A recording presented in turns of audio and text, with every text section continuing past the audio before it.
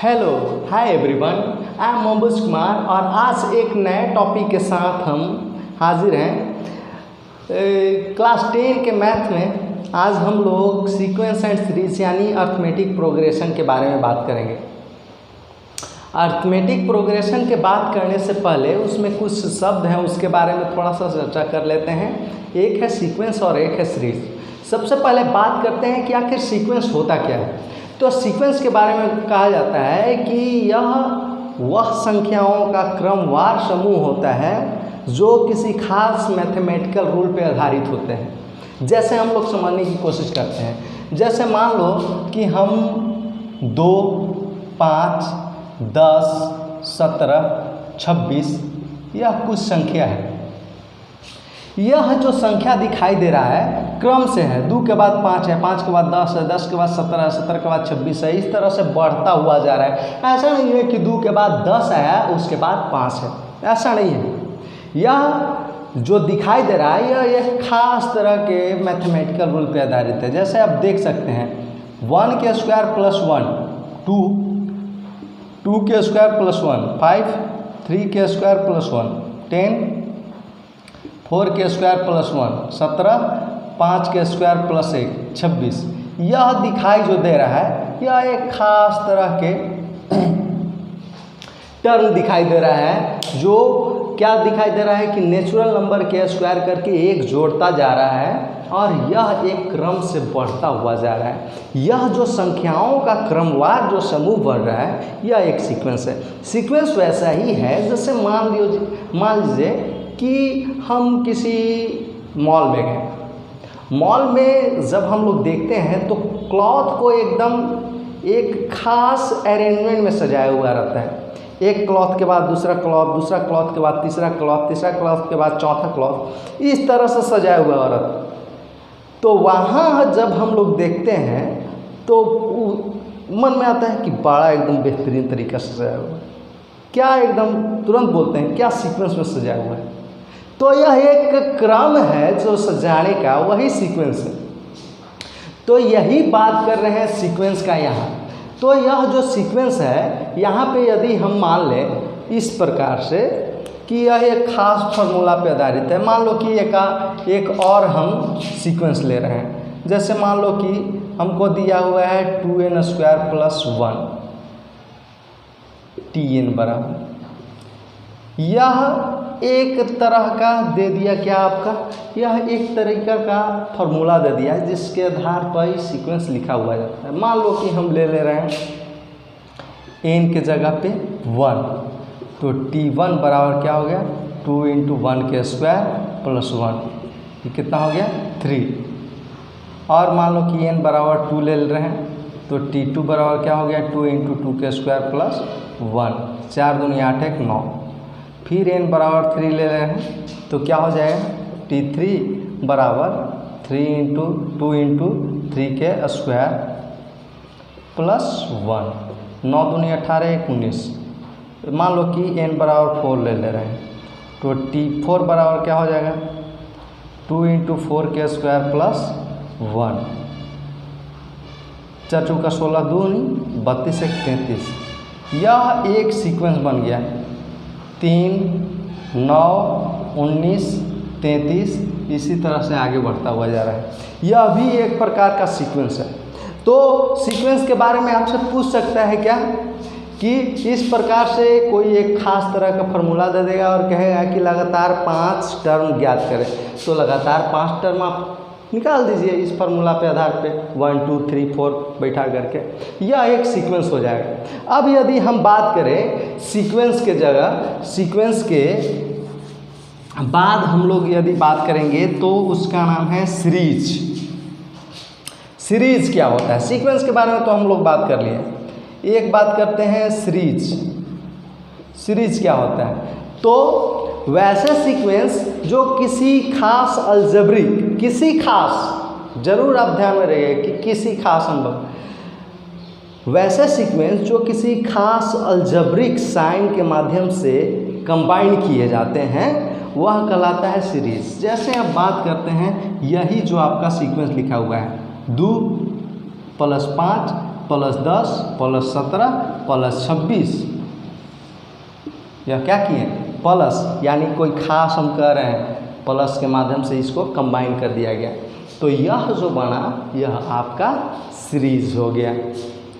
या सिंपल सा ये भी हम कर रहे हैं 1 + 2 + 3 + 4 + 5 + 6, यह समथिंग जो भी दिखाई दे रहा है यह सब आपका सीरीज है। तो एक शब्द हम समझें कि सीक्वेंस क्या होता है, एक शब्द हम लोग समझें कि सीरीज क्या होता है। अब अगला एक शब्द है जिसका नाम है प्रोग्रेशन। एक शब्द है जिसका नाम है प्रोग्रेशन। एक शब्द है जिसका नाम है प्रोग्रेशन। एक शब्द है जिसका नाम है प्रोग्रेशन। प्रोग्रेशन क्या होता है, यह भी सीक्वेंस ही होता है। प्रोग्रेशन क्या होता है, यह भी एक सीक्वेंस ही होता है जिसमें क्या करते हैं कि प्रत्येक दो टर्म के बीच का डिफरेंस हमेशा इक्वल होता है। क्या कर रहे हैं कि मान लो कि हम ले लिए आपका यह सीक्वेंस, इसमें प्रत्येक दो टर्म के डिफरेंस हमेशा इक्वल नहीं दिखाई दे रहा है, लेकिन यहाँ पे जो भी हम लेंगे मान लीजिए 2 4 6 8 10 12, यह जो भी दिखाई दे रहा है इसमें प्रत्येक दो टर्म के बीच के डिफरेंस देख लीजिए, दो जो डिफरेंस है वह 2 है 2 है 2 है 2 है। यह जो डिफरेंस दिखाई दे रहा है प्रत्येक दो टर्म के बीच के, प्रत्येक दो लगातार टर्म के बीच के डिफरेंस क्या है 2 है। तो ऐसे सीक्वेंस जिनमें दो लगातार टर्म के बीच के डिफरेंस आपका सेम होता है वह कहलाता है प्रोग्रेशन। अब ऐसा नहीं है कि सिर्फ डिफरेंस सेम होगा तो प्रोग्रेशन, और भी होते हैं। जैसे आप समझ सकते हैं कि हम ले रहे हैं 2 4 8 16 32 64 इस प्रकार से। इसमें प्रत्येक दो टर्म के बीच डिफरेंस सेम नहीं है, लेकिन प्रत्येक दो टर्म के बीच का रेशियो सेम है। जैसे देख सकते हैं आप,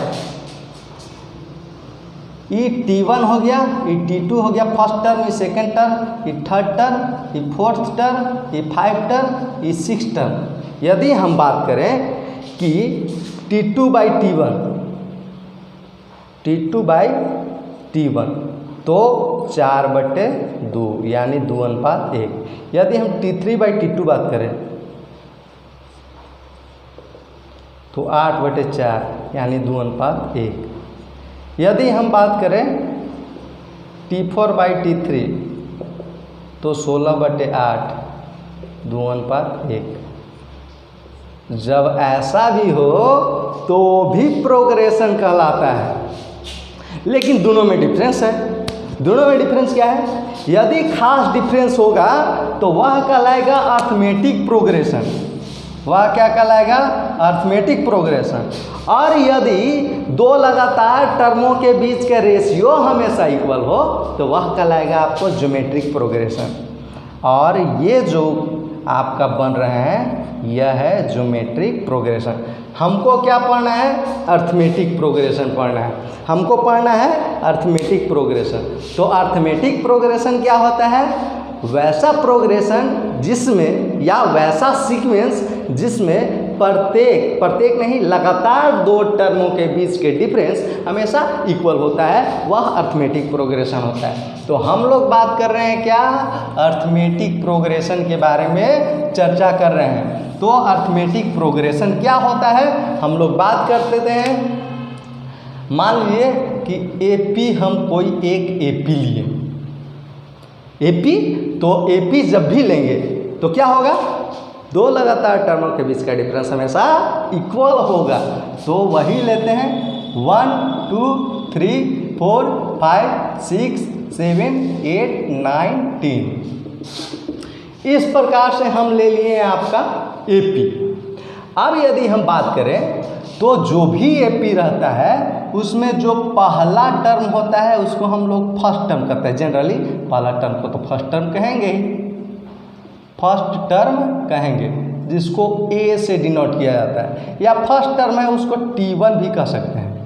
फर्स्ट टर्म को टर्म फर्स्ट, ये क्या है, टर्म सेकेंड, ये क्या है, टर्म थर्ड, ये क्या है, टर्म फोर, ये क्या है, टर्म फाइव, ये क्या है, टर्म सिक्स। इसी प्रकार से चलता जाता है। और जो सबसे लास्ट में टर्म होता है उसको कहते हैं TN या L, और इसका नाम होता है लास्ट टर्म। लास्ट टर्म, इसको कहते हैं लास्ट टर्म। और जो भी AP में होगा, तो AP में होगा तो पर लगातार दो टर्म के बीच का डिफरेंस हमेशा इक्वल, मतलब डिफरेंस निकलेगा कैसे डिफरेंस, अगला टर्म से पिछला टर्म घटा दो, T2 माइनस T1। यदि और डिफरेंस निकालना है तो T3 माइनस T2। यदि और निकालना है तो T4 माइनस T3। यदि और निकालना है तो T5 माइनस T4।